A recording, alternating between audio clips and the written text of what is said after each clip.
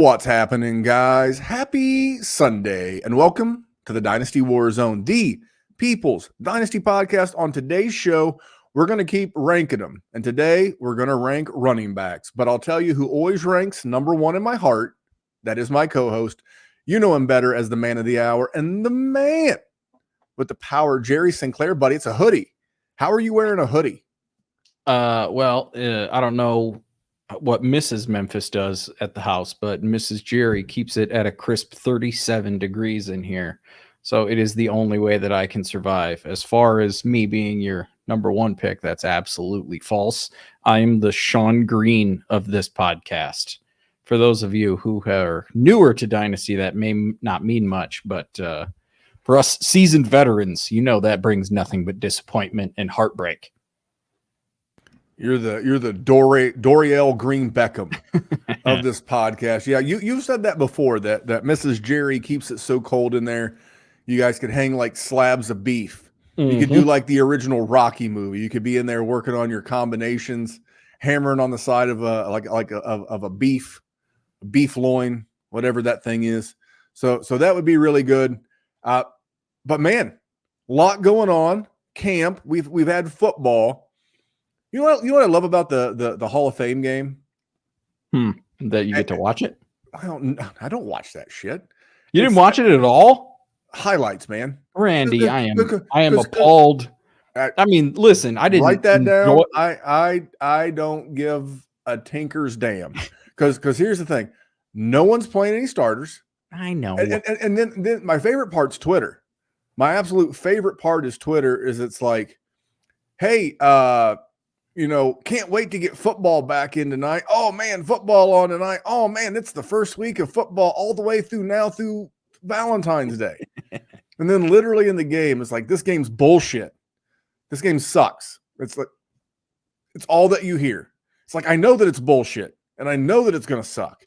Now, we get into actual preseason games this coming week.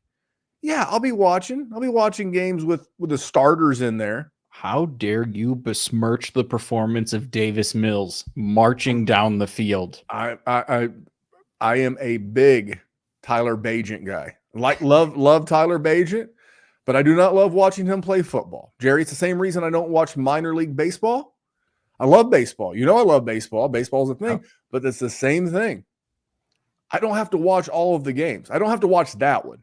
But again, this weekend, I may go to the Colts game. I'm definitely going to the Colts game on the 17th.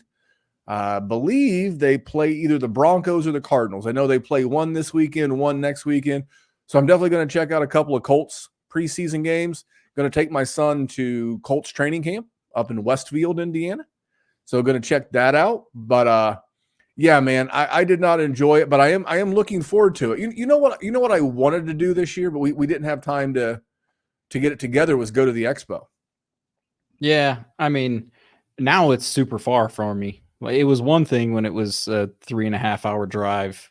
Now that bad boy's a solid 10 hours for me. Yeah. Yeah, you would probably, the easiest thing for you to have done would have been drove all the way to my house. Yeah. And then jumped in the car with me and we went the additional 5. Because that's about what it was for me. But I drove by myself the first time that we went, and it's great. It's really cool to see people. When we had merch, it was really cool to see people rocking our merch and people know who you are. That shit is wild. It's really cool. It's really cool to get there. And then, as if the FOMO wasn't kicking in too much, I was texting with Theo, and him and the Podfather are going. So I'm like, damn it to hell, because there are a lot of cool people. I'm going to name drop. So if you guys have any handles, you might want to grab them, because I'm going to be dropping some names. But it was so cool the first year to hang out with Rich from the Nerds and to hang out with Izzy and JP and Mosier from the DTC. And I would have got to hang out again with Theo and the Podfather. But on Anand, by the way, if you ever get the chance to hang out with player profilers, Anand Nanduri, I highly recommend it. I was going to leave it at that. I'm not going to spill any secrets from the Detroit Draft House. But if you get a chance to hang out with Anand, I would 100% recommend it. And I would 100% recommend you check out Underdog.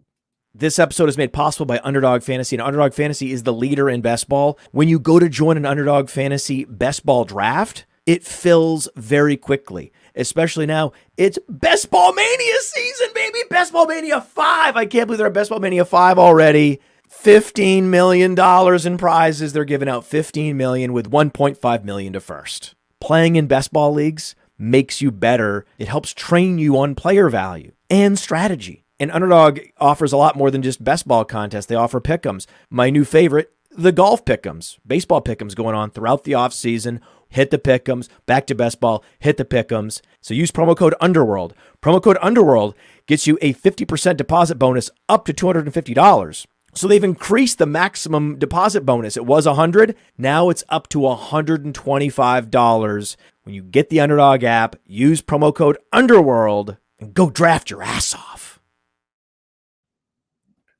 You know, I'm not at liberty to discuss, but there's going to be a new app coming out where you can literally draft your ass off. Follow PlayerProfiler everywhere. You'll learn more about drafting your ass off. But Jerry, normally this is the part of the show where we do good people, bad tweets. And I had a couple I could have chosen from because there's plenty of stupid people out there that are posting a bunch of nonsense right now. But I thought since I've already locked us into this rankings discussion, I thought we'd use this segment to discuss any camp news. So has there been any camp news that you've seen the first week to 10 days of training camp that's really got you excited or concerned, or you just think's a bunch of smoke? I think camp news is all smoke. So I've actually tried to avoid consuming most of it because I hate it. But if there's one thing that I will say that I think everybody is falling for the banana in the tailpipe, and I think you are to an extent too, it's Justin Fields in Pittsburgh. I have seen Justin Fields as a starter, and I've seen it for multiple years. And now miraculously, as soon as he's a backup, he's the most popular guy in school. And I just am not buying it.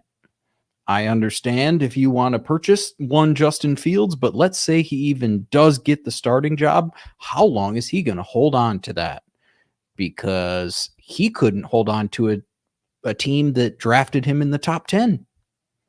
So no, thank you. I'm good. But I'll ask you, what have I always said Justin Fields was this year? I mean, think about your wife's favorite shows on like whatever the Home and Garden channel is. He's a flip. He's a player we're just looking to flip. But you've missed the market. Now you have to pay. No one's been more critical of Justin Fields than me. But 100%. First of all, I think he's very good for Pat Freiermuth, just like he was for Cole Kmet. I think he's very good for George Pickens, just like he was for DJ Moore. So I'm totally fine with Justin Fields, and I think he'll actually be really good for Najee Harris. But here's why I think you can still make profit on Justin Fields. Are you ready? Yep. First thing, you get the Steeler marks, right? The Steeler fans. Plenty of them. Very popular team. A lot of Steeler fans out there. So you get the Steeler marks. Then you might get the dumbest fan base in the history of sports, the Chicago Bears fan base. They're a bunch of Buckeyes. I was going to laugh, but they're a bunch of we're getting there. They're a bunch of marks, right? You get the Bear marks. You get the people who wanted to be right. You know, hey, I was on Justin Fields from the jump street. There he is. He's back. You get that guy. And then finally you get the Ohio State Buckeye guy or lady.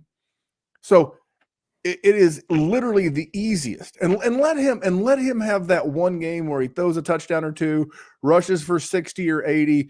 People will have one of those. They'll have one of those erections that seek medical attention because it lasted more than 4 hours. 100%.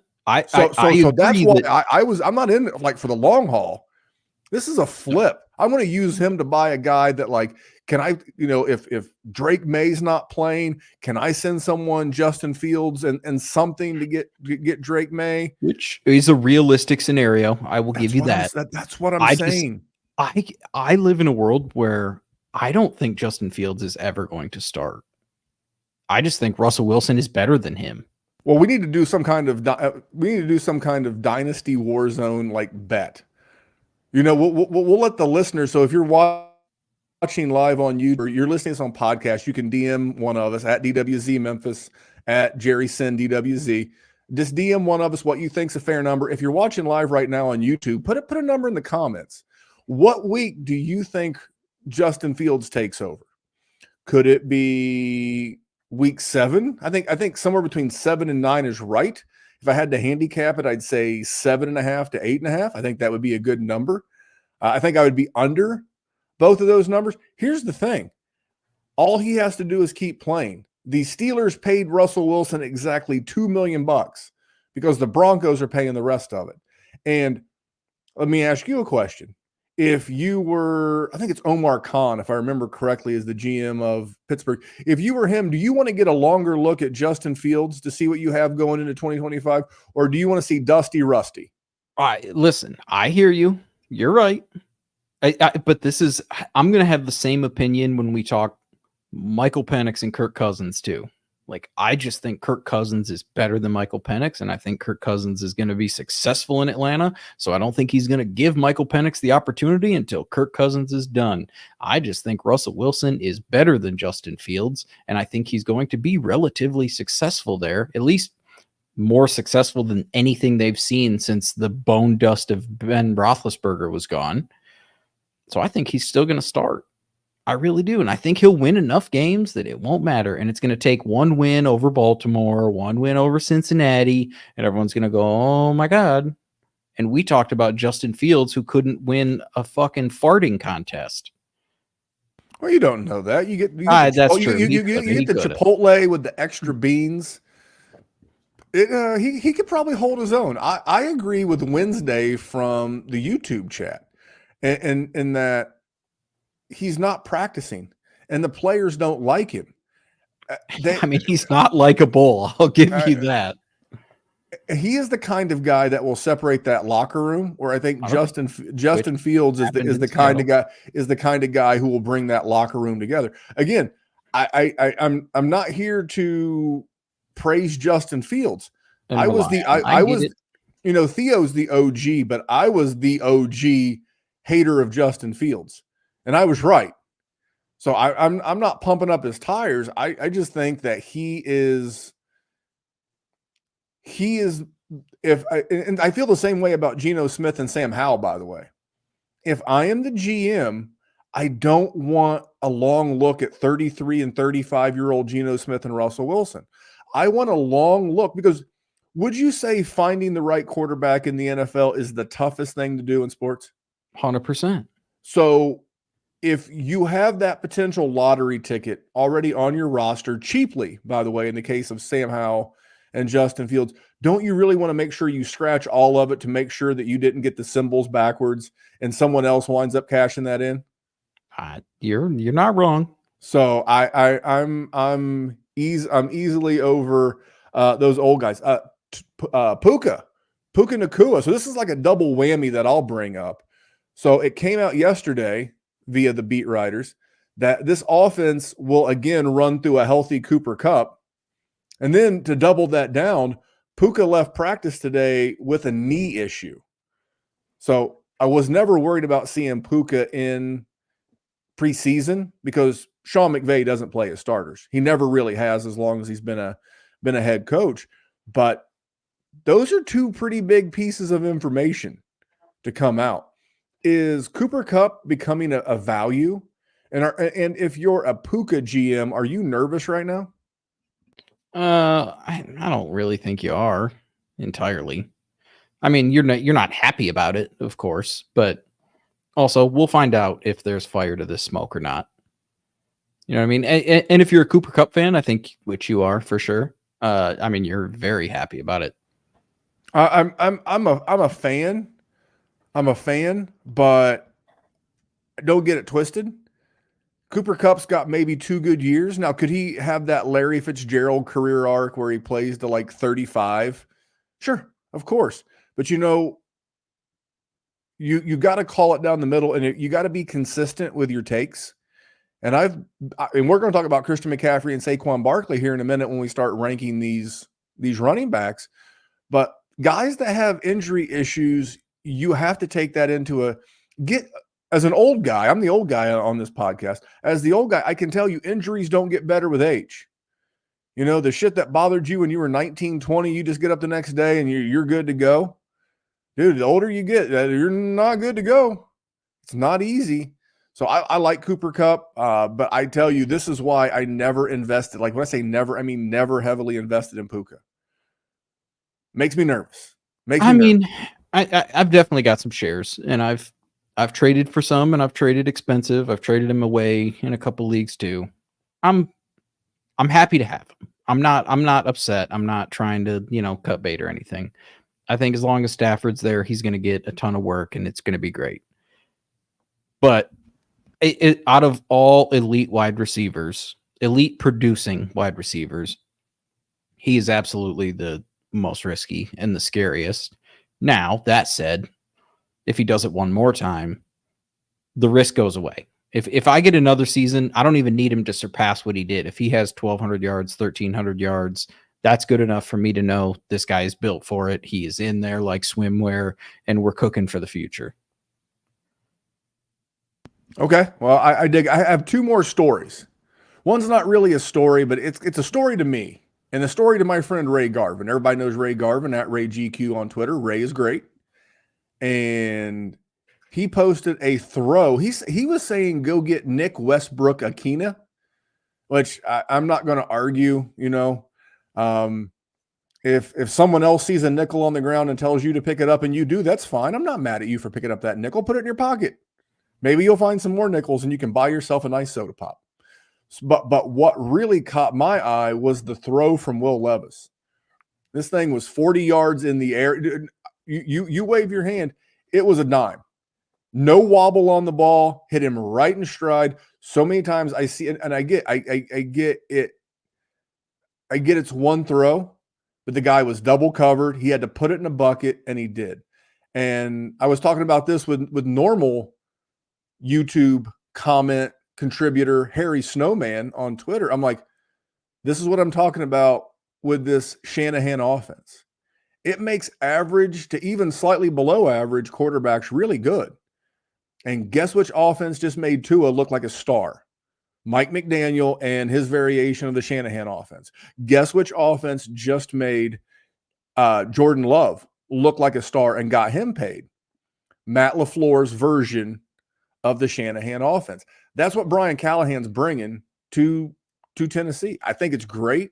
I was pumped up. I know you don't like Will Levis, but I'll give you a minute to rebut. No, listen. If go ahead. If he shows me your all of that in a game, I actually do have a lime cucumber Gatorade somewhere. If he shows me that in a game and I can get some points out of him, because I do have a share or two of Will Levis, then I'm all for it, Randy. But until he does, don't care. I need to see it when I'm going against you or when I'm going against whoever. I was mocked and vilified for liking Jordan Love at the same price, by the way.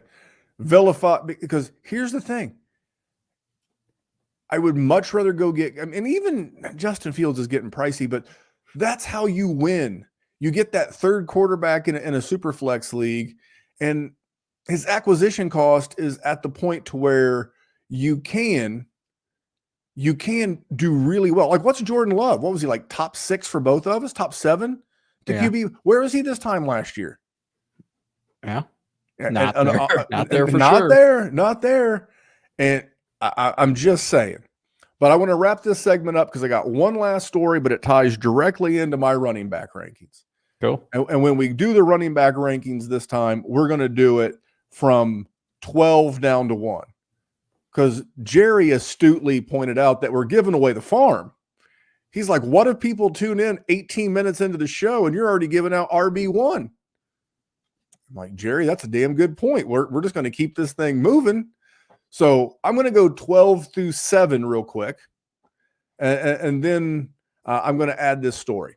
And the story is that Jonathan Brooks is not going to play at all in the preseason. Okay. It means 0. Now, if you're doing Underdog, our sponsor Underdog, promo code Underworld. If you're doing Underdog, yep, you know what? Brooks is probably too high at ADP. if you're getting ready to draft with your college buddies or your work colleagues or something like that, probably his ADP is a little off. But in Dynasty, no. Give him to me, and by mid-season, people will be regretting sleeping on this guy. So the news of him not playing in the preseason and for redraft and seasonal leagues, yes, it sucks ass. For Dynasty, it's whatever. I don't care. 4 games, 6 games, half the season, I don't care. I think the guy's a stud, and I think he's going to be really good in that offense. A guy that you had much lower in your rankings. At 11, I have Isaiah Pacheco. And I will get into that when you want to refute that one. At 10, Saquon Barkley. It goes back to the Cooper Kupp situation. I'm super stoked that Barkley has been healthy, but I think he's going into year 7, year 8, new team. Don't know what his role is on the offense. Quarterback eats up a bunch of rushing touchdowns. Don't get the warm and fuzzies. I'm a little high on this next guy, but I like him, Kenneth Walker. The issue with Kenneth Walker is he too needs to stay healthy consistently because he's always got that 2-week, 3-week injury that really keeps him from being a mega producer. Rashad White, too involved in the passing game, too young, and I think 8 is a fair number. And then I'm a little bit lower on this next guy than our player profiler brethren. But for me, Devon Achane at 7. Player Profiler has him at 5 from the cumulative rankings, but I have him at 7. So again, 12 Brooks, 11 Pacheco, 10 Barkley, 9 Walker, 8 White, 7 Achane. Jerry, thoughts? Why is Isaiah Pacheco so high on your list? Well, we talked about this in the mysterious Before I Hit the Record Button podcast that's exclusive for our patrons over at patreon.com/Dynasty WarZone, where, dude, I'm a segue transition master. What did the kids say? Just let me cook. Okay. Just let me cook. But we talked about this in the pre-show for the patrons. And I said, you're going to find with me personally, I am a big Pacheco guy. And we talked about other guys like Zamir White. We talked about guys like Brian Robinson. We talked about guys like Alvin Kamara, James Cook. As the cost of guys like Tua go up, as the price of quarterbacks in general go up, have you seen what wide receivers are making lately? How about defensive ends? It's like if you have a really good team and you have a good quarterback, a good left tackle, a good corner, a good wide receiver, and a good edge rusher, where do you have to save money? The running back position. And there is no safer dynasty asset than a young running back who's performing on a rookie deal. So that's why I like him. I also liked his, I don't want to say immersion, but I like his involvement in the passing game, especially down the stretch last year. So, and it's a good offense, but when you add, how fast was Xavier Worthy? 4.3, 4.29, whatever he was. Oh no, he broke the all-time record if I remember correctly. Yeah, like 4.21. So you got the fastest guy who ever been to the combine. You still got Travis Kelce. No news on a Rashee Rice suspension. How light of a box could he be facing every game? So for me, knowing that he's going into year 3 of his rookie deal, I've got him for at least 2 more years. On one of the best offenses in the league, with great weapons around him, a good offensive line. I don't know what there's not to like about Isaiah Pacheco. I will say that yes, I have him lower than that. Not a ton lower, a couple spots, but the hate has gone too far. Like, I mean, what more does this man have to do? He's been pretty damn consistent his whole career. Yes, he hasn't been that Andy Reid running back of yesteryear that exploded like we saw over and over and over and over again for so long, but dude's been good. It's good. I'm fine with it. I don't know if I want to rely on him as my RB1 in a startup, which is where you have him. I would feel much more comfortable as a 2. But other than that, Randy, I don't hate your list. Okay, well, I'm glad that you don't hate it. What did you think about Kenneth Walker as a Michigan State alum? Again, I don't want to give away Player Profiler's rankings. You can go get Dynasty Deluxe and you can get all this that you want, but Company man. they have him a little lower than I do. Like Not significantly. higher up the rankings, or no, they're lower down. I'm at 9. They're lower than 9. oh, okay. I mean, I've got him at 8, so I've got him in the same range as you. And so that tells me that A, you're not being a delusional Michigan State homer. No. When you watch him, you can really see, and I kind of feel the same way. We talked about Kyron and Blake Corum in the pre-show. You know, I kind of feel the same way about Corum as I felt about Zach Charbonnet. They're there, they'll have a role, but if the other guy's healthy, he's going to eat. I mean, well, give us yours. You're talking about you have him at 8. I mean, yeah, we could talk that. I think we'll go into it. I'm going to ramble about Kenneth Walker for a little bit. All right, 12, James Cook. Honestly, there's a real part of me that thinks he should go much higher than this, but I don't know exactly what that offense is going to look like without Stephon Diggs. I don't know if Josh Allen's going to be forced to run a lot more.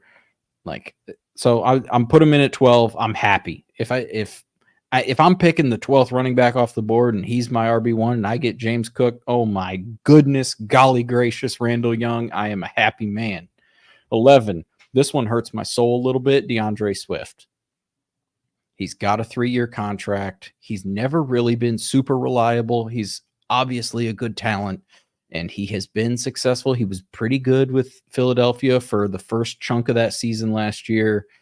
Dude just gets banged up. Dude's never going to be a workhorse, but with the contract that he got, it should be a pretty dynamic offense, hopefully, for all dynasty players. Hopefully that offense is good. For the Lions fan in me, I hope they fall on their face. Number 10, that's where I have A-Chain. Randy, you're even lower than Theo's going to fire you. Yeah, listen, I might get a pass because he likes me. He likes me more than you. I made the Player Profiler TikTok because of my Anthony Richardson take last week. So apparently I'm just a hot take guy now. I know you and the FF counselor. I had good reasons for that, and I have good reasons for this too. He also gets hurt, and he's like 5'7", and he's like 170 pounds, and he's going against absolute superhuman freaks. Yes, when he gets in the open field, he's dynamic. Yes, he was absolutely unbelievable and set the world on fire his first few games. 200 yards and 4 touchdowns, 100 yards and 2 touchdowns, 150 yards and a touchdown. And then the little guy got hurt. And I say little guy, but he's my size. So you know that comes with a grain of salt. And I'm comparing him to the other superhumans that are in the NFL. And then he came back and he had pretty pedestrian numbers. 73 yards on 17 carries, 47 yards, 32 yards, 24 yards. Had a 107-yard game in a game they were losing by 35 points. And then he had a 56-yard game. If you take those first 3 games out of the season, you're looking at not great numbers. Yes, extremely explosive. How many weeks out of the season are you going to rely on him? Now, if you're going to pop off 1,000 yards in 11 games or 12 games or whatever he played last year, I got to put you in my RB1s. I can be a hater and still not be a total moron. So I got to put him at 10. Number 9, Rachaad White. Catches too many passes. He's in a good situation. Honestly, there's a real chance I should have probably put him higher. I'm going to have Kenneth Walker going next. Rachaad White could easily jump him for sure. Maybe should. So while we're talking about him, Kenny, K9. The Michigan killer. And I'm not talking about Connor Stallions. He doesn't catch the ball enough. He gets banged up too much. When it comes to running the ball, he's one of the most dynamic, pure running backs in the game. And he's extremely fun to watch. He has a nose for the end zone, but he's missing other aspects of his game to needed to be higher. I understand why Player Profiler has him lower. Then I got Saquon. So I got him at 7. He's got the contract. He's in a situation that should be good. I believe they brought him in to sort of reduce the damage that Jalen Hurts gets on the tush push. I know that is the reason that you are down on Saquon Barkley, but I feel like they know they have to rely on Jalen Hurts. They also know they have a short-term window to try and get a ring. And you can just pound running backs until they die. And Saquon's on that contract where it's time to use him like that. Jalen Hurts, they're going to want for a long time. I feel like they're just going to use the hell out of Saquon Barkley. So James Cook at 12, DeAndre Swift at 11, Devon Achane at 10, Rachaad White at 9, Kenneth Walker at 8, and Saquon Barkley at 7. Okay. The big gap between you and I is we pretty much have, and we won't give away what we did before we hit the record button, but you and I pretty much have DeAndre Swift and Isaiah Pacheco flipped. Yeah. Inverted for lack, because I have Pacheco at 11. You said you had Swift at 11. Man, I'd rather have Taylor Swift than DeAndre Swift. That guy couldn't play dead in the Western. All right. He's just not him. You know, we've used this analogy before. You know, if you're on your third marriage in 5 years, you might be the problem. I hear you. You might be the problem. And I think it's just a matter of time before he is usurped by Roshan Johnson. And I thought Khalil Herbert looked good. I would not be surprised. Now, from a contract standpoint, and it looks like it was Wednesday again in the chat bringing this up on YouTube. Thank you, Wednesday. Is that, you know, the Panthers gave Miles Sanders a big fat contract and then couldn't wait to give all the touches last year to Chuba Hubbard. So that big contract does not sell me. That would be the big one. I think outside of Swift and Pacheco, we're pretty close. Now, without spoiling too much, where do you have Jonathan Brooks? Because I love Brooks. Just a hair outside of my top 12. Okay, he's right there. So again, this is what we call a tease in the industry. Hopefully it makes you want to go check out our Patreon or go check out the Player Profiler. It's $5, you cheap bastards. It's $5. By the way, and it's only so we can pay StreamYard and Podbean and everywhere else. Flip the bean. Randy sends me candy money every once in a while. What's his name? JC. You have a good product when people come back. You know, they try it, they leave for a while. They're like, you know what? I'm missing that. So welcome back to JC. I won't say your last name in public in case you might get heat. But yeah, I think Jonathan, no, you asked me this question when we were doing our first 12, but out of these 6 guys, your 6 and my 6, who is the guy in that list that you think takes the biggest jump forward next year? Because mine's easy. Mine's a slam dunk. Could yours be Achane? Yeah, I was gonna say if they play well and he plays, it's Achane for sure. Because if he keeps with that pace that he had, not even like that the original pace, but if he pops off for 1,400 yards, where's he gonna slip in? Like behind Bijan, depending what Jahmyr Gibbs does, he'll be right in there. I mean, it's got to be him. Yeah, timing is everything in life, right? Whether, it's applying for a job, buying a house, running backs in Dynasty fantasy football. For me, it's like the timing on Jonathan Brooks. I just see this world where he's going to need to get healthy. He tore his ACL, I think it was in November, if I remember correctly. And it's going to take a while to get back up to speed. But I can just see in my mind's eye, he has a huge December into those first weeks of January. He's going to win people, especially in redraft or best ball. He's going to win people a big stack of cash. And then all of a sudden, the Dynasty bros are going to be all over him. Remember, he came out of Texas. He's got that Power 5 school pedigree.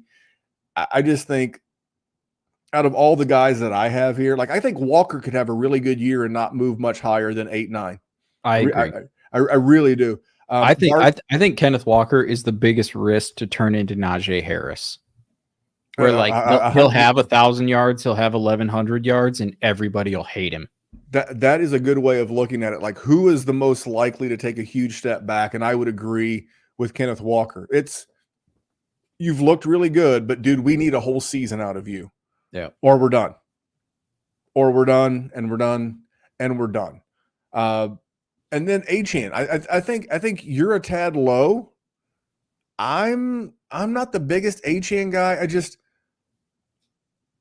If he was my RB2 and I had like a steady guy, like one of these guys we're getting ready to talk about, maybe you got lucky and you drafted him as a rookie, got him at like, what was it? Like the 112, 201 in Superflex leagues last year. If you got him somewhere around there and you've already got like a super stable RB1, awesome.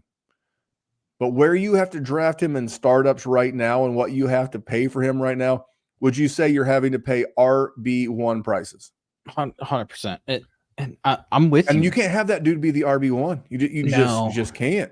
No, honestly, it's the exact same thing as Anthony Richardson for me. If you have to rely on him as your RB1, you're sweating it. You're sweating it every single time he touches the ball. Honestly, like I have him at 10. Now that I'm thinking about it, I think I would put James Cook ahead of him. But James Cook is scary too. That's why I didn't.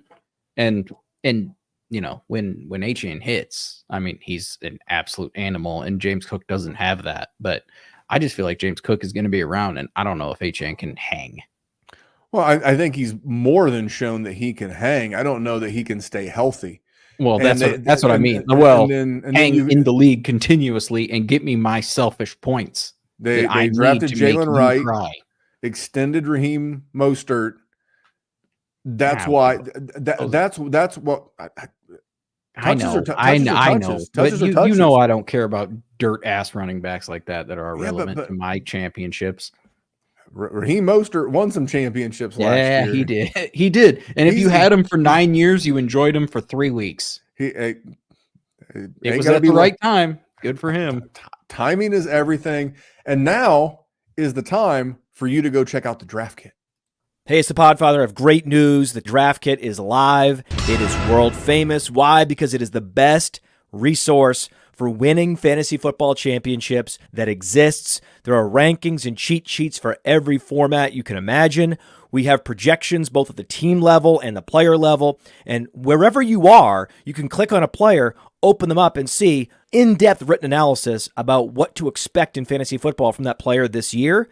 And then you can click on the team and you can get even more in-depth analysis, all the drivers of fantasy production, both in a positive and negative direction for that team, including a signature trend. And the graphics are incredible. So these team insights, they give you the team level projections, the vacated targets, the vacated ARs. And we added a bunch of features. I mean, individual cheat sheets for Theo and Billy and Dario. So you could take your favorite analyst and download their personal draft cheat sheet. And then in the commissioners section, Memphis Young lays out everything you need to know to manage a league, the best minds in the industry contributing analysis. It's certainly not the most inexpensive draft kit on the market, but it is the best. PlayerProfiler.com/draft kit, PlayerProfiler.com/draft kit. Go get it.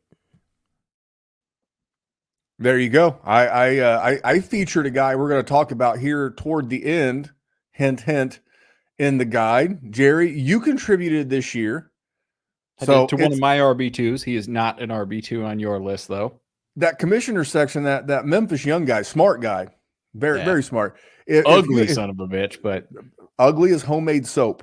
But if you want, if you have if you have a shitty commissioner, if you have a shitty commissioner, buy the draft kit. Tell them to read the commissioner section. How often do you see homemade soap? Exactly. That's fair, I guess. So here we'll chop these next 6 into 3s. A little bit more bites, a little bit more bite-sized cluster. So for me at 6, I have Christian McCaffrey, and for some people that may be blasphemy. Dude's 28.5. Now, 28.5. If he was getting handled like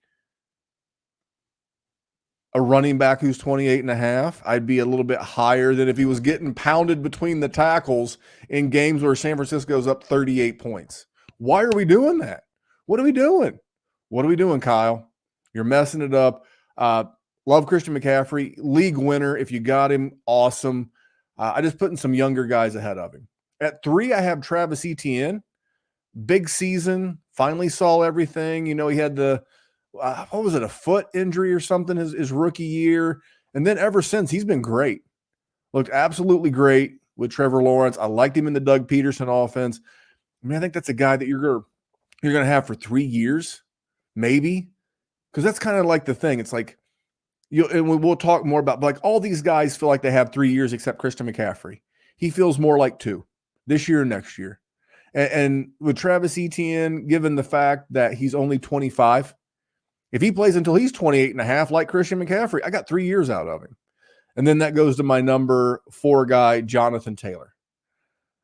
Sometimes we can forget he's also 25 and a half. So he's a guy that's got, and he got the bag. So he's not going anywhere. He's got the quarterback. He's got Shane Steichen. One of the best offensive lines. It's amazing what offensive scheme does for offensive line. Virtually the same guys 2 years ago were like one of the worst ranked offensive line. You literally bring pretty much the same group back, but in a new offense with a new play caller, and all of a sudden they're one of the best ranked offensive lines. So I think that offense and the offensive coordinator can also be a big step up for JT. So that's my 6-5-4. Christian McCaffrey, ETN, and JT. Jerry, what are your thoughts? And then give us your 6 through 4. I mean, I think it's fine. Like you said, I also have Christian McCaffrey at 6.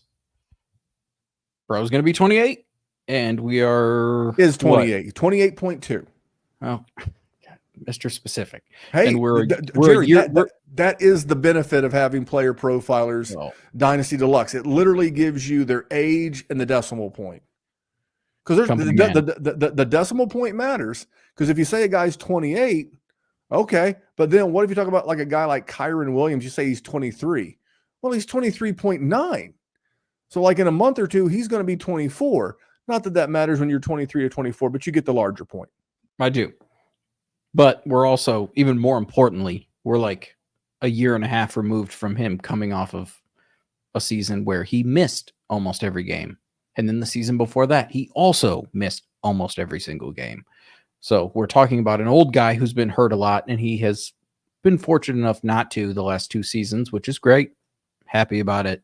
But to put him higher than that, and I understand that Christian McCaffrey may well outproduce and probably will outproduce every single one of these guys.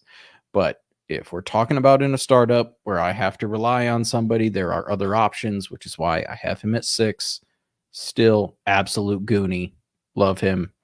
Number 5, Jonathan Taylor. Jonathan Taylor has an opportunity to be like RB2 or 3, probably, if he has a good season. He's getting to the point where he is not very sexy for everybody. Now, he came off some injuries. I know he did, but also he looked awesome too.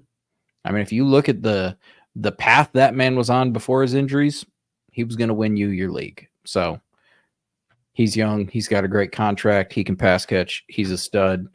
The one that's going to piss everybody off is number 4, Jahmyr Gibbs. Oh my God, he's not RB2. Listen, David Montgomery's not dead. And Dan Campbell has shown you exactly what he wants that role to be. David Montgomery last year had like 10, 11, 12 touchdowns, whatever the hell he had. The year before that, Jamal Williams had a bazillion touchdowns. When DeAndre Swift was there, they want somebody to do that role so they can have their dynamic, explosive playmaker be healthy the whole season. Now, I'm also putting him at RB4 overall in Dynasty, so it's not like I hate the man. He's coming off like a 1,200-yard season. He had like 50 catches. He absolutely looks like he is what Reggie Bush was at USC, Jahmyr Gibbs is in the NFL. So, I love him. I'm a Lions fan. So it's no disrespect to the man when I say that. But the people that I have above him have less competition and they are in better situations to dominate that workload while also being dynamic playmakers, just like Jahmyr Gibbs is. Randall, thoughts? Several things. One, if you're watching on YouTube, or if you're not, you should just still go look anyway. Look at the thumbnail for tonight's podcast done by our buddy Brittany. You know, she does all of our thumbnails. It's awesome. And if you go to Player Profiler's rankings, you'll see that Jahmyr Gibbs is her guy. I'm not going to tell you where I have Gibbs yet, but we're going to wait. I think you're drunk. Gibbs is the way that he's used. I don't need him to be the battering ram. Let David Montgomery be the battering ram. This way I can enjoy him for a really long time. Great. Take all those meaningless 4-yard rushes. Super duper. Keep giving me all those beautiful receptions. Keep involving him in the passing game. But you know what else is great? He also is used at the goal line. I think he had 10 or 11 total touchdowns last year. And he missed several games. I think calling him the next Christian McCaffrey is too bold for one of his biggest fans in me. But I think if he could have some of those, and it's the same offense, because that's where Dan Campbell came from.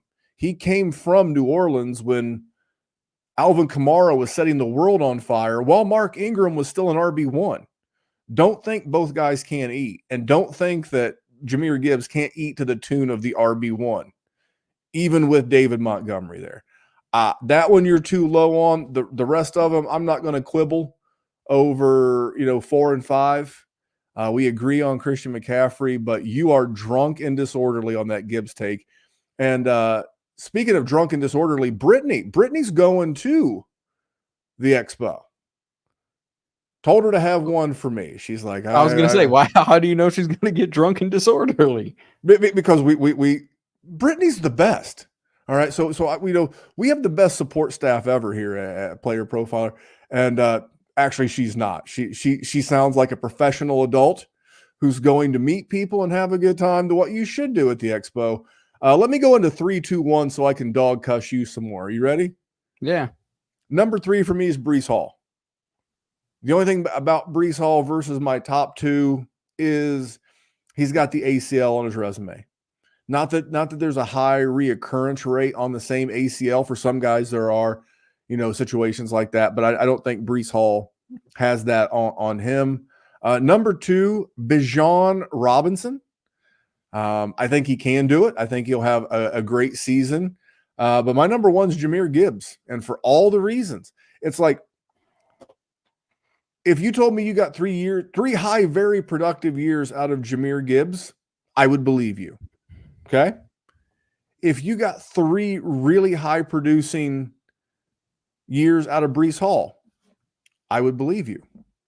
But out of all the guys, out of everyone that we've talked about tonight, if you told me I got 5 to 6 really good years out of this guy, it would be Jahmyr Gibbs.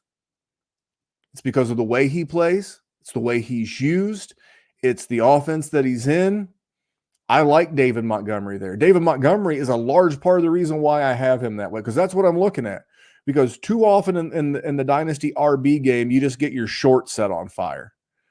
You go all in on Todd Gurley, you get busted. You go all in and go a few years back, you go all in on a David Johnson, you get busted. You go all in on a lot of Christian McCaffrey a few years ago. Now, if you held on to that stock, it bounced back and it probably won you a league or two. But if we have a guy based on his game that from a dynasty perspective is safe, I think I can get 5-ish years out of him. I just think his style of play makes him safer. Now, I'll say that, and I'll wind up being the jinx. I'll put the Maloik on him. But I'm going Jahmyr Gibbs number 1, Jerry. Bless your sweetheart, buddy. I appreciate it. You in the South, it's where my people are from. My dad's people are from Tennessee. My mom's are, from Kentucky. We just keep going north. I'm in Indiana. We're a generation away from being in Michigan where you are. But where we're from, bless your heart means you're a fucking idiot. Like if I will just give you guys a little inside baseball. If a nice Southern woman goes, bless your heart, she thinks that there's something wrong with you. So when you say bless your heart, that's not a compliment. good. It wasn't meant to be one. No, it's fine. I understand where you're coming from. I think the Lions have other ideas. And I think Amon-Ra is absolutely the focal point of that offense. And I think David Montgomery is the battering ram. And I think Jahmyr Gibbs is just an awesome talent that they are going to do everything they can. I still have him at 4. Haters going to hate. But as far as my third, I also have Breece Hall. The injury is what keeps him where he's at. He has an argument for RB1, but that's a big thing. Number 2, Travis Etienne. Number 1, Bijan I thought I Robinson. was a little high on Etienne. Here's the thing. I have seen 2 seasons of Etienne, and he has had 1,400 yards in both of them. And he had 35 receptions as a rookie and 58 receptions last year. And now I know that a lot of you little mouth-breathing lemmings like to talk about Tank Bigsby. I don't care about Tank Bigsby. Travis Etienne is a supreme talent, and anybody else that is brought in there is only brought in when that man gets a little winded because he's been shoving his ding-dong in a defense's throat. And so he needs rest after he got done doing that. And so he just needs a little breather, and then he'll go right back in there. No, Etienne's a stud.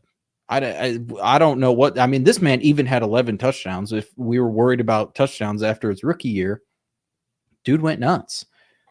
Over 1,000 yards rushing every time, gets 400 receiving yards, and now he's starting to get touchdowns. Okay, thank you. Yeah, I mean, Bijan's Bijan. You know, I understand that you had him at 2. I have him at 1. I'm guessing most people have him in either 1 or 2. Had almost 60 receptions as a rookie. The offense is going to get exponentially better because last year was an absolute dumpster fire. That should improve. But if it doesn't, he's going to be the one that trickles down to the RB4, RB5, and some of these other names are going to jump up there. I don't hate it. Just a little high for me. I mean, Listen, with his age, he's going into his age 25 season. I understand it, but it's the rule of McCaffrey. And I also had Kamara higher than you, and you had Joe Mixon higher than me. And I used those 3 guys because they were in the same class, and they're all in that 28 to 29 range. And I bring that up because it's not, impossible to see Travis Etienne playing another 3 years. That would make him 28 and a half. And I don't know that he'll play so good that we'll still be talking about him in the range that we are with Saquon Barkley. But I just, when I did this, I asked myself these questions, right? How long will I have this player? If I were drafting a team from scratch today and I know I needed a running back, and I know we can turn running backs. You can find running back production. You can always find a Kyron Williams or Rashad White. They're out there. And there's always going to be Zamir White could be this year's, Rashad White. It would not shock me. I don't think he's going to be that involved in the passing game. But the point is that you can find guys. But when you're forced to draft one high, I was just looking at how long would I have him? Okay, as long as anybody. So that's why he went. Bijan also in that 4 to 6 year range. And then with Breece Hall, because of the knee, already, 3 to 4. And then you go Jonathan Taylor, 3 to 4. And then you just keep going. Then it goes to 3 to 2. And then that's a year or two. So I just like the long jet, but I do love it. I love that it's bold. We're going to do this next week again with White. You know what the hardest week's going to be? Tight ends. Tight ends, man. We got to give the patrons tight ends 13 through 24. They're going to get a bunch of dirt. They're going to get like your mailman. Yeah, like when we did the Patreon before we did this one, when we did RB 13 through 24, bro, I didn't feel good about any of that. Like I complain about tight ends and say it's a barren wasteland and I hate the position and blah, blah, blah, blah, blah, blah, blah. The running back talent pool for Dynasty right now is not great. I would agree. I would Like agree. like 100%. if you wait and you are going after like RB 23, 22 in your draft, and you're getting some of the names that we're talking about, you don't feel good about it. And that's I if you're agree. one of the that actually pops off 2 running backs relatively quick. If you wait on them, ew. Like it's not a deep position. It is not very friendly to us right now. I'm going to name that a Jerry Jim. Jerry dropped a gem on us there. He's absolutely right. If you're doing a startup and maybe we got about a month, 5 weeks between now and the start of the season. If you do a startup and like let's say you do a 1 QB and you double tap wide receiver in the first 2 rounds, unless you're on one of the ends, you're in trouble. You're in trouble because you're going to be staring down the barrel of a running back you really don't want being like the lead dog of your team. No. And then later you'll start making sketchy moves. You'll be reaching for guys like, and I love him, but you'll be reaching for guys like Alvin Kamara because all of a sudden you think you got these good wide receivers, and it would just spiral. So I'm going to call that a Jerry Jim. That's a really good one. I always try to like to add a little pop culture here to the end of the show, but I did not take anything in. Anything big with you? Have you watched the Olympics at all? I feel like you're not an Olympics guy. You know, funny you should say that. I don't mind the Olympics. I'm pretty cookie cutter. I like track and field, which by the way, did you know track and field is now called athletics?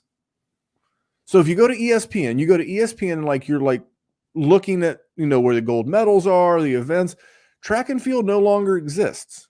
It's called athletics. Not a fan. Yeah, that's not new. a fan. Not a fan of that at all. There's his boomer moment. Couple of things. This is my week in the Olympics. So I'm a retired CrossFitter, and in CrossFit they do a lot of Olympic lifting, and so that's this week. And so we'll check that out. That's actually one I'll watch with my wife. She's a certified Olympic lifting coach. So that's her favorite. She's looking forward to that. And then I'll watch wrestling. Wrestling's this week. Greco-Roman. I don't know if freestyle is in the Olympics, but this is the big week for me. I'll be watching those 2 for sure. By the way, my favorite moment to date, and then I'll throw it over to you before I end this on a grievance. It better be the pole vaulter. But by the way, good for him. Good for him. That's what good for him. That's what I was telling Miss Jerry. When your hog meat is so big it clubs the pole. It's like people are like, I feel so bad for him. I'm like, why? No, that dude he's got a giant hog for the next 15 years. Yes. No, he's doing fine. Yeah. My favorite moment so far was Scotty Scheffler winning the golf gold medal. And not because he's American and not because he won the gold medal. I mean, that's cool because I'm American and I want the Americans to do well. But his reaction, he was like, this is a guy who's won several majors. He's the number 1 golfer in the world right now. Kind of the same thing for Djokovic, who won the tennis gold medal. I mean, you're talking about guys who have won majors, millions and millions and millions of dollars. And the way that Scotty Scheffler described his emotions of winning the gold medal for his country, I thought that was really cool. What was yours? See, I cannot watch, like, I'm going to say normal sports. All you purists, don't get mad at me. Like, I can't watch like normal sports for the Olympics. Like, I'm not watching basketball. I'm not watching any of that stuff. I've watched actually tons. And we've watched the Olympics every single day. Watched Noah Lyles today. He's got a very punchable face, but I mean, fastest man in the world. I watched gymnastics, bro. Gymnastics, dude, those guys, insane. How unbelievable! The rings are and the uneven bars, dude. Like, it's absolutely insane that they I don't even know if I could like hold myself up for as long as they do their whole routine. And then you watch Simone Biles like flip around on the mat.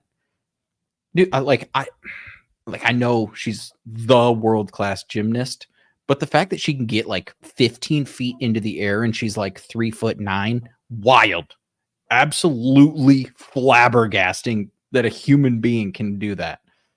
Meanwhile, I like pull my hamstring when I pick up my dog's poop. That's awesome. But no, I've been watching tons of it. I watched the shot put the other day. That guy, that American, and listen. I know we don't have all Americans on here, but we're repping America today, son. That guy is a beast. He looks like he's from Iowa. I don't think he is, but everybody, all my neighbors, that's what he looks like. From the middle of the country. Yeah. You don't get a lot of good American shot putters from like California. No. Or New York. No. Those guys are from LSU. LSU always has a good track program. Can I air one Olympic grievance? Of course. So I grew up a wrestler. It was the sport I was the best at. I went to state twice in wrestling. That was my jam. I've since, as an older gent, transitioned to jiu-jitsu. So the other day I was watching on they were doing what looked like to be water polo meets dodgeball meets soccer. It was like on a gym floor, and they had like two of those little 4 foot by 6 foot pop-up nets. And they had what looked to be a dodgeball, but like the size of like a girl's 12-inch softball. And they're like throwing it at goals. And I said to myself, how in the blue hell is this shit an Olympic sport, but jiu-jitsu's not? I don't understand. And then a friend of mine said, well, you've got taekwondo, you've got karate, you've got judo, you've got wrestling, you got boxing. They're like, how many combat sports do you want? It's true. So that's fair. I thought that was a fair retort. I mean, as a black belt in taekwondo, I do appreciate watching. I was watching it a little bit. It's all fun. Oh my god, it's not called kayaking. I don't know what it is. Where they go through like the rapids and they flip around and stuff. I think it's called kayaking. Is it? I know. I don't know what it is, but it was like they were going through rapids and going through everything. Oh my god, wild. Well, also, go ahead. No, the girl who won, I think it was the women's 100-meter dash from St. Lucia. Dude, you're the first medalist in the history of your country, and you get gold on the 100-meter dash. You gotta just feel like you got like you're 12 feet tall. Like, good for her. The island only has damn near a couple 100,000 people, and you just went to Paris and took gold like a boss. More impressive being the first person in your country to win a good gold medal, or people that were drafting Sam Laporta last year, because both struck absolute gold. Yes, they did. All right, I got one more question for you. I'll get you out of here. I hope you guys enjoyed like 8 minutes of nonsense at the end of the show. At least you warned the people that we're going to do it, though. That's the new thing, is like when we're going to go to the nonsense segment at the end of the show, you've been warned this is the nonsense. So do you remember a few years ago when Vernon Davis? Yeah, maybe the most athletic tight end in the history of like combine metrics. I don't know that it's still on YouTube. You might find it on Twitter/X. He got tackled by the penis. Like someone literally reached up, and that's how they brought him, not like intentionally, but there was so much penis that they could actually tackle him by it. Listen, that's a so what's more impressive? Being tackled by the penis, or having the penis create the foul that causes you to miss the pole vault? I mean, at least Vernon Davis is like a multi-millionaire. I don't know who that person is, who the pole vaulter is. And that sucks. Like, you're so upset. Like, you're a pole vaulter. You work your whole life to get to the Olympics, and then you lose, but you lose that way. That's the absolute best thing he could have hoped for. Because, whether he's a grower or a shower or whatever the situation was, that dude is so set for like 15 years. Well, we're going to end the penis talk now because the Podfather is going to think we're horning in on his gimmick. Yeah. So they usually do that kind of nonsense on the Sonic Truth Dynasty podcast, found here at Player Profiler. And speaking of being found at Player Profiler, that's where you'll find Jerry and I next week. We'll be doing this again. We'll do that, Jerry. I don't know that we'll do camp news or good people, bad tweets, but we'll do one of those. We'll give them our wide receiver rankings 1 through 12. And then we'll give a final Olympics recap with Jerry in Memphis. This is great. I didn't think about the Olympics. Yeah, it's pretty big. Yeah. It's like the biggest TV show since the Olympics. Like 35 million people were watching. I just watched the video of the Vernon Davis tackle. I told you. You were warned. You were warned. Well, listen, this video is over. So go watch the video of Vernon Davis being tackled by the penis. Come back next week for more nonsense and dynasty fun. On behalf of that man, that's Jerry Sinclair. Follow him at Jerry Sin DWZ. Follow me at DWZ Memphis. We'll see you guys next week. Have a good one. From the Podfather to you, I deeply appreciate you tuning in. And many ask, what can I do? What can I do to help support the hosts, the research they do, the production costs? Go to PlayerProfiler.com, Dynasty Deluxe, World Famous Draft Kit, Rankings, DFS Dominator, and of course, Data Analysis. Subscribe to any one of those, and you support all of us and take Player Profiler to the moon.